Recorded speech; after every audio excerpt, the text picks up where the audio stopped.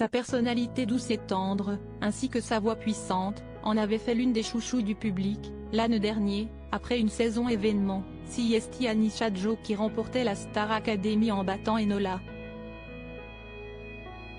Un an plus tard, alors que l'émission va faire son grand retour, la jeune femme sort son premier album, construit petit à petit.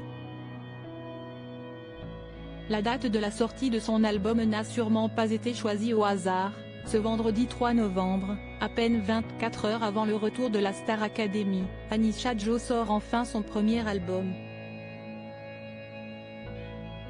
Après un an d'attente, ses fans, qui l'avaient mené jusqu'à la victoire l'an dernier face à Enola, Louis et Léa notamment, vont donc pouvoir découvrir ses chansons.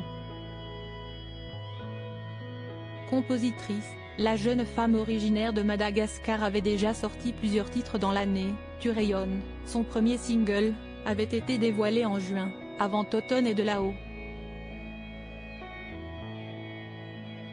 Mais en réalité, c'est dans l'ombre qu'elle a pris le temps, malgré son contrat avec la maison de disques Sony, probablement pressée de voir ses compositions dans les bacs, de construire un album à son image.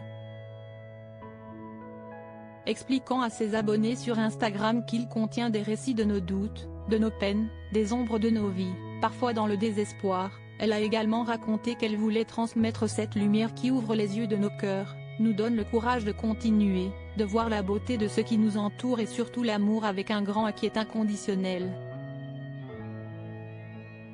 Très fragile, notamment en raison d'un parcours difficile qui l'a contrainte de quitter Madagascar enfant et être élevée, en partie, par sa famille en France, Anisha avait gagné l'amour du public d'abord grâce à sa voix puissante, avant de les émouvoir avec ses chansons tendres.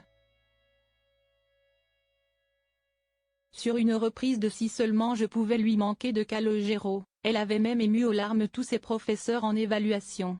De retour à la Star Academy, toujours un peu à l'écart des autres au château, elle avait aussi plu aux gens pour son amitié avec le rebelle de la saison, Julien Canabi.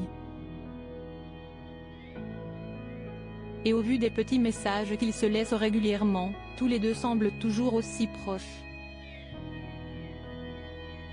On imagine que le jeune homme va donc être ravi de voir son ami enfin rencontrer son public. Car avant le Café de la Danse, où elle sera en décembre pour son premier grand concert, hors émission de télévision, Anisha devrait faire rapidement son grand retour sur le plateau de la Star Academy.